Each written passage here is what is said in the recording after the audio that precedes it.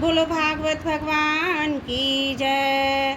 दसम स्कंद छठा अध्याय पूतना उद्धार। श्री सुखदेव जी कहते हैं, परीक्षित, नंद बाबा जब मथुरा से चले गए तब रास्ते में विचार करने लगे कि वसुदेव जी का कथन झूठा नहीं हो सकता। इससे उनके मन में उत्पात होने की आशंका हो गई।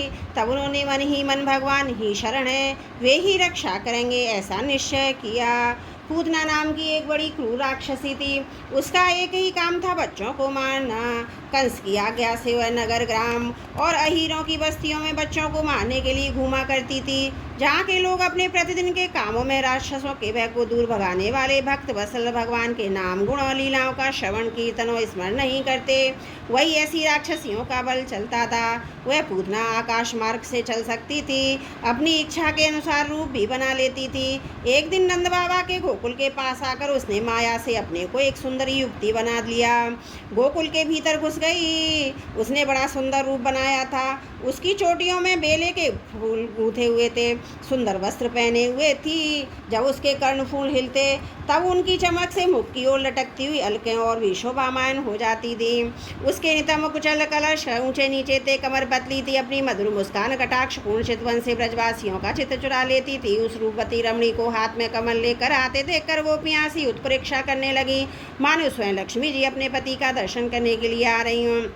पूतना बालकों के लिए ग्रह के समान थी। वह इधर उधर बालकों को ढूंढती हुई नारासी नंद बाबा के घर में घुस गई। वहां उसने देखा कि बालक श्री कृष्ण शैया पर सोए हुए हैं। परीक्षित, भगवान श्री कृष्ण के दुष्टों के काल हैं, परंतु जैसे ही आग राग की ढेरी पे अपने को छिपा हुए हों, वैसे ही उस समय उन्होंने अपने प्रचंड तेज को छिपा रखा था। भगवान श्री कृष्ण चर अचर सभी प्राणियों के आत्मा हैं। वो इसलिए उन्होंने उसी क्षण जान लिया कि यह बच्चों को मार डालने वाला पूतना ग्रह है। अपने नेत्र बंद कर लिए, जैसे कोई पुरुष ब्रह्मवश सोए हुए सांप को रस्सी समझकर उठा ले, वैसे ही अपने काल रूप भगवान श्री कृष्ण को पूतना ने अपनी गोद में उठा लिया। मखमली म्यान के भीतर छुपी तीखी धार वाली तलवार के समान पूतना का हृदय तो बड़ा ही कुटिल था, किंतु ऊपर से वह बहुत मधुर और सुंदर व्यवहार कर रही थी। देखने में एक भद्र महिला के समान जान पड़ती थी। इसलिए रोहिणी और यशोदा जी ने उसे आपके घर के भीतर आई देखकर उसकी सौंदर्य प्रभा से हतप्रविष्ट होकर ही रोक टोक नहीं की, चुपचाप खड़ी खड़ी देखती रही। इधर भयानक राक्षसी पूतना ने बालक श्री कृष्ण को अपनी गोद में लेकर उसके मुंह में अपना स्तन दिया, जिसमें बड़ा भयंकर और किसी प्रकार भी पच न सकने वाला विष लगा हुआ था। भगवान ने क्रोध को अपनी साथी बनाया। दोनों हाथों से स्तनों को जोर से दबाकर उसके प्राणों के साथ उसका दूध पीने लगे। वे उसका दूध पीने लगे और उनका साथी क्रोध प्राण पीने लगा। अब तो पूतना के प्राणों के आशय भूत सभी मर्म स्थान फटने लगे। वह पुकारने लगी, अरे छोड़ दे बस अब कर। वह बार बार अपने हाथ और पैर पटक पटक कर रोने लगी। उसके नेत्र उठ गए, उसका सारा शरीर पसीने से लथपथ हो गया। उसकी चिल्लाहट का वेग बड़ा भयंकर था। उसके प्रभाव से पहाड़ों के साथ पृथ्वी और ग्रहों के साथ अंतरिक्ष डगमगा उठा। सातों पाताल दिशाएं गूंज उठी। बहुत से लोग वज्रपात की आशंका से पृथ्वी पर गिर पड़े। परीक्षित, इस प्रकार निशाचरी पूतना के स्तनों में इतनी पीड़ा हुई कि अपने को छिपा न सकी। राक्षसी रूप में प्रकट हो गई। उसके शरीर से प्राण निकल गए, मुंह फट गया, बाल बिखर गए, हाथ पांव फैल गए। जैसे इंद्र के वज्र से घायल होकर बत्तासुर गिर पड़ा था, वैसे ही वह भार गोष्ठ में आकर गिर पड़ी। राजेंद्र, पूतना के शरीर ने गिरते गिरते भी 6 कोस के भीतर के वृक्षों को कुचल डाला। यह बड़ी ही अद्भुत घटना हुई। पूतना का शरीर बड़ा भयानक था। उसका मुंह हल्के समान तीखी और भयंकर दानों से युक्त था। उसके नथने पहाड़ की गुफा के समान गहरे थे। स्तन पहाड़ से गिरी चट्टानों की तरह बड़े बड़े थे। लाल लाल बाल चारों ओर बिखरे हुए थे। आंखें अंधे कुएं के समान गहरी, तम नदी के करार की तरह भयंकर। भुजाएं जांघें पैर नदी के पुल के समान तथा पेट सूखे हुए सरोवर की भांति जान पड़ता था। पूतना के उस शरीर को देखकर सबके सब ग्वाल और गोपी डर गए। उसकी भयंकर चिल्लाहट सुनकर उनके हृदय, कान और सिर तो पहले ही से ही फट रहे थे। जब गोपियों ने देखा कि बालक श्री कृष्ण उसकी छाती पर निर्भय होकर खेल रहे थे, तब वे बड़ी बड़ी घबराहट और उतावली के साथ झटपट वहाँ पहुँच गईं तथा श्री कृष्ण को उठा लिया। इसके बाद यशोदा रोहिणी के साथ गोपियों को गाय की पूंछ घुमाने और उपायों से बालक श्री कृष्ण की अंगों की सब प्रकार से रक्षा की। उन्होंने पहले बालक श्री कृष्ण को गौमूत्र से स्नान कराया, फिर 7 अंगों पर गोरज लगाई और फिर 12 अंगों पर गोबर लगाकर भगवान के केशव आदि नामों से रक्षा की। इसके बाद गोपियों ने आचमन करके अज आदि 11 बीज मंत्रों से अपने शरीर में अलग अलग अगन्यास एवं करन्यास किया। फिर बालक के अंगों में बीजन्यास किया। वे कहने लगी, अजन्मा भगवान तेरे पैरों की रक्षा करें, मणिमान घुटनों की, यज्ञ पुरुष जांघों की, अच्युत कमर की, है ग्रीव पेट की, केशव हृदय की, ईश वक्षस्थल की, सूर्यकंठ की, विष्णु बाहों की, उरुकर मुख की और ईश्वर सिर की रक्षा करें। चक्रधर भगवान रक्षा के लिए तेरे आगे रहें, गदाधारी श्रीहरि पीछे। क्रमशः धनुष और खड़ग धारण करने वाले भगवान मधुसूदन और अजन दोनों बगल में शंखधारी उर्गाए, चारों कोनों में उपेंद्र ऊपर, हलधर पृथ्वी पर और भगवान परम पुरुष तेरे सबकी ओर रक्षा करें। ऋषिकेश भगवान इंद्रियों की और नारायण प्राणों की रक्षा करें। श्वेत दीप के अधिपति चित्त की योगेश्वर मन की रक्षा करें। प्रश्न गर्भ तेरे बुद्धि की और परमात्मा भगवान तेरे अहंकार की रक्षा करें। खेलते समय गोविंद रक्षा करें, सोते समय माधव रक्षा करें, चलते समय भगवान बैकुंठ और बैठते समय भगवान श्रीपति तेरी रक्षा करें। भोजन के समय समस्त ग्रहों को भयभीत करने वाले यज्ञ भोक्ता भगवान तेरी रक्षा करें। डाकनी राक्षसी और कुष्मांडा आदि बाल ग्रह भूत प्रेत पिशाच यक्ष राक्षस और विनायक, कोटरा रेवती ज्येष्ठा पूतना मातृका आदि शरीर प्राण तथा इंद्रियों का नाश करने वाले उन्माद पागलपन और अपरंपार मृगिया और रोग स्वप्न में देखे हुए मान उत्पात वृद्ध ग्रह बाल ग्रह आदि ये सभी अनिष्ट भगवान विष्णु का नाम उच्चारण करने से भयभीत होकर नष्ट हो जाएं। श्री सुखदेव जी कहते हैं, परीक्षित, इस प्रकार गोपियों ने प्रेम पाश में बंधकर भगवान श्री कृष्ण की रक्षा की। माता यशोदा ने अपने पुत्र को स्तन पिलाया, फिर पालने पर सुला दिया। इसी समय नंद बाबा उनके साथी गोप मथुरा से गोकुल में पहुंचे। जब उन्होंने पूतना का भयंकर शरीर देखा तब वे आश्चर्यचकित हो गए। वे कहने लगे, यह तो बड़े आश्चर्य की बात है, अवश्य वसुदेव के रूप में किसी ऋषि ने जन्म ग्रहण किया है, अथवा संभव है वसुदेव जी पूजन में कोई योगेश्वर रहे हों, क्योंकि उन्होंने जैसा कहा था वैसा ही उत्पात यहाँ देखने में आ रहा है। तब तक ब्रजवासियों ने कुल्हाड़ी से पूतना के शरीर को टुकड़े टुकड़े कर डाला और गोकुल से दूर ले जाकर लकड़ियों पर रखकर जला दिया। जब उसका शरीर जलने लगा तब उसमें से ऐसा धुआं निकला जिसमें से अगर किसी सुगंध आ रही थी। क्यों ना हो, भगवान ने उसका दूध पी लिया था, जिससे उसके सारे पाप तत्काल ही नष्ट हो गए थे। पूतना एक राक्षसी थी, लोगों के बच्चों को मार डालना और उसका खून पी जाना, यही उसका काम था। भगवान को भी उसने मार डालने की इच्छा ही स्तन पिलाया था।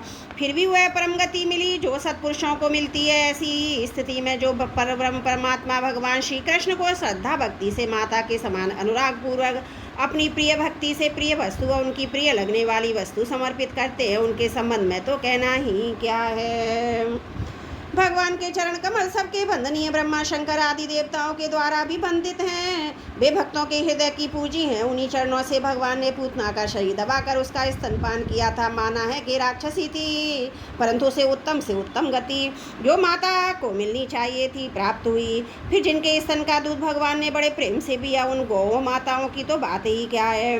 परीक्षित, देवकी नंदन भगवान के बल्ले आदि सब प्रकार की मुक्ति सब कुछ देने वाले हैं। उन्होंने ब्रज की गोपियां गौओं का वह दूध जो भगवान के प्रति पुत्र भाव होने से बात्सल स्नेही अधिकता के कारण स्वयं झुरकता रहता है, भरपेट पान किया। राजन वे गौएं और गोपियां निरंतर भगवान श्री कृष्ण को अपने पुत्र के ही रूप में देखती थी। फिर जन्म मृत्यु रूप संसार के चक्र में कभी नहीं पड़ सकती, क्योंकि वह संसार तो अज्ञान के कारण ही है। नंद बाबा के साथ आने वाले ब्रजवासियों की नाक में जब चिता के धुएं की सुगंध पहुंची तब यह क्या है, कहाँ से ऐसी सुगंध आ रही है। इस प्रकार कहते हुए वे ब्रज में पहुंचे। वहाँ गोपों ने उन्हें पूतना के ओर से आने का मरने तक का सारा वृतांत कह सुनाया। वे लोग पूतना की मृत्यु श्री कृष्ण के कुशल पूर्वक बच जाने की बात सुनकर बड़े ही आश्चर्यचकित हुए। परीक्षित, उधार शिरोमणि नंद बाबा ने मृत्यु के मुख से बचे हुए अपने लाला को गोद में उठा लिया और बार बार उसका सिर सूंघकर मन ही मन बहुत आनंदित हुए। यह पूतना मोक्ष भगवान श्री कृष्ण की अद्भुत बाल लीला है। जो मनुष्य श्रद्धा पूर्वक इसका श्रवण करता है उसे भगवान श्री कृष्ण के अति प्रेम उत्पन्न हो जाता है। बोलो भागवत भगवान की जय। दसम स्कंद छठवां अध्याय समाप्त। बोलो भागवत भगवान की जय। दसम स्कंद 7वां अध्याय सकट भंजन तृणावर्त उद्धार। राजा परीक्षित ने पूछा, प्रभु सर्वशक्तिमान भगवान श्री हरि अनेकों अवतार धारण किए बहुत सी सुंदर एवं सुनने में मधुर लीलाएं करते हैं, वे सभी मेरे हृदय को बहुत प्रिय लगती हैं। उनके श्रवण मात्र से भगवत संबंधी कथा से अरुचि विविध विषयों की तृष्णा भाग जाती है। मनुष्य का अंतकरण शीघ्र से शीघ्र शुद्ध हो जाता है। भगवान के चरणों में भक्ति और उनके भक्तजनों से प्रेम भी प्राप्त हो जाता है।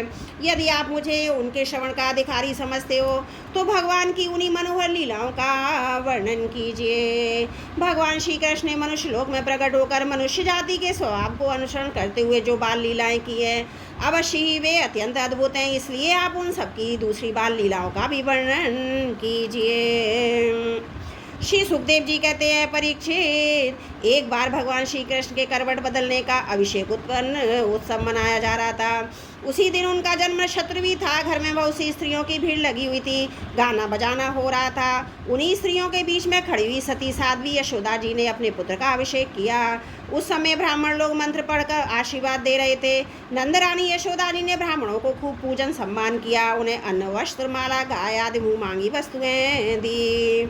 जब यशोदा ने उन ब्राह्मण द्वारा स्वस्ति वाचन कराकर स्वयं पालक के नहलाने आदि का कार्य संपन्न कर लिया था, तब यह देख करके मेरे लल्ला के नेत्रों में नींद आ रही है। अपने पुत्र को धीरे से शैया पर सुला दिया। थोड़ी देर में श्याम सुंदर की आंखें खुली तो वे स्तनपान के लिए रोने लगे। उस समय मनस्वी यशोदा जी उस समय आए हुए ब्रजवासियों के स्वागत सत्कार में बहुत ही तन्मय हो रही थी, इसलिए उन्हें श्री कृष्ण का रोना सुनाई नहीं पड़ा।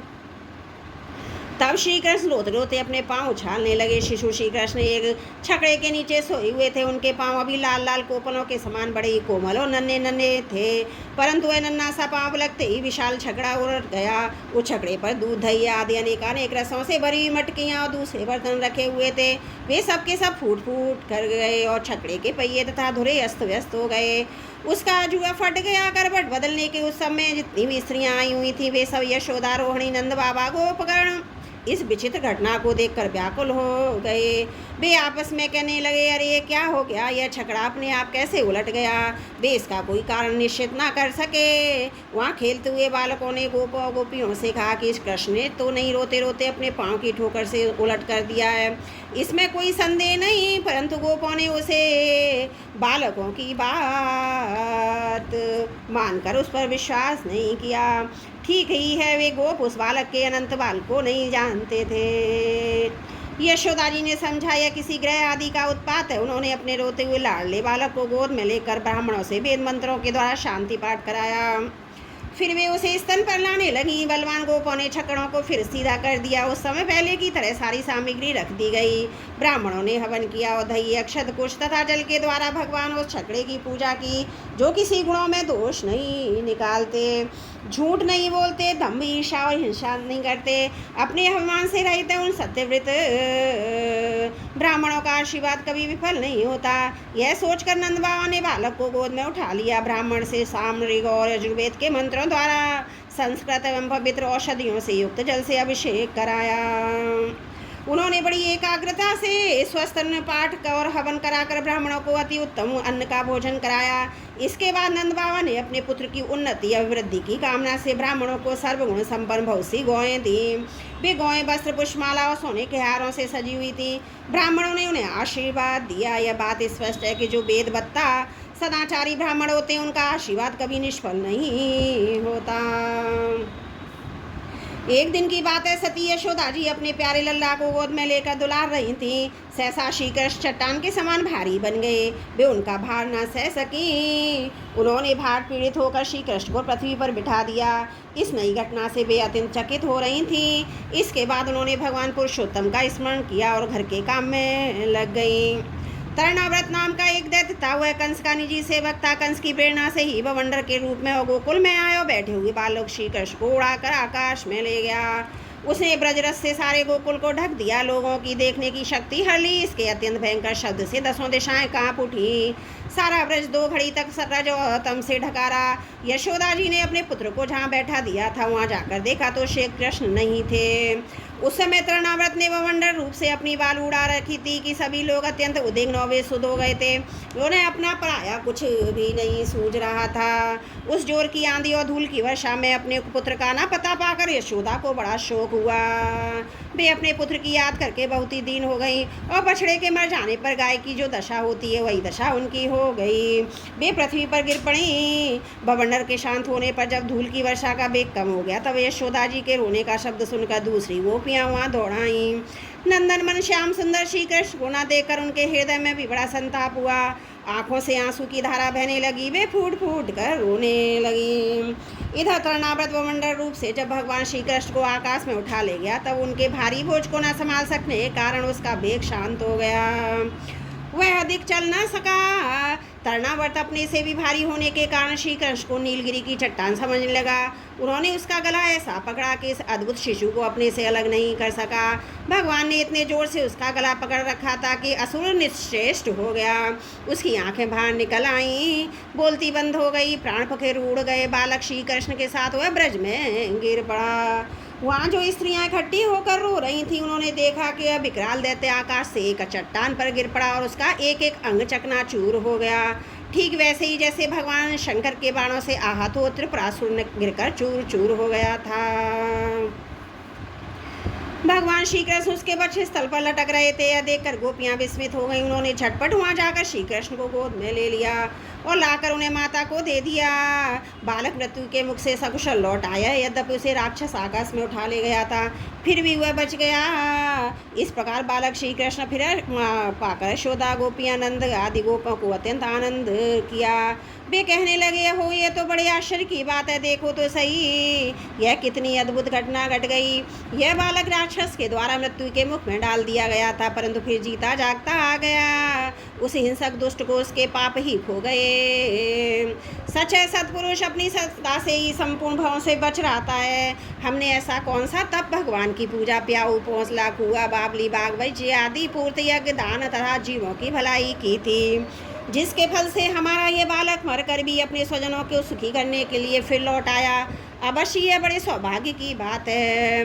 जब नंद बाबा ने देखा कि महावन में बहुत सी अद्भुत घटनाएं घटित हो रही हैं तब आश्चर्यचकित होकर उन्होंने वसुदेव जी का बात का बार बार समर्थन किया। एक दिन की बात है, यशोदा जी अपने प्यारे शिशु को अपनी गोद में लेकर बड़े प्रेम से स्तनपान करा रही थीं। वे वात्सल्य स्नेह से इस प्रकार सरोवर हो रही थीं कि उनके स्तनों से अपने आप ही दूध झरता जा रहा था। जब वे प्राय दूध पी चुके हो माता यशोदा उनके रुचिर मुस्कान से युक्त मुख को चूम रही थीं। उसी समय श्री कृष्ण को झमाई आ गई। माता ने उनके मुख में ये देखा, उसमें आकाश अंतरिक्ष ज्योतिर्मंडल दिशाएं सूर्य चंद्रमा अग्नि वायु समुद्र द्वीप पर्वत नदियाँ वन और समस्त चराचर प्राणी स्थित हैं। परीक्षित अपने पुत्र के मुंह में इस प्रकार से ऐसा सारा जगत देखकर मृग शावक नहीं यशोदा जी का शरीर कांप उठा और उन्होंने बड़ी बड़ी आंखें बंद कर ली। वे अत्यंत आश्चर्यचकित हो गईं। बोलो भागवत भगवान की जय। 10वें स्कंद 7वां अध्याय समाप्त। त्रुटियों के लिए क्षमा चाहती हूँ।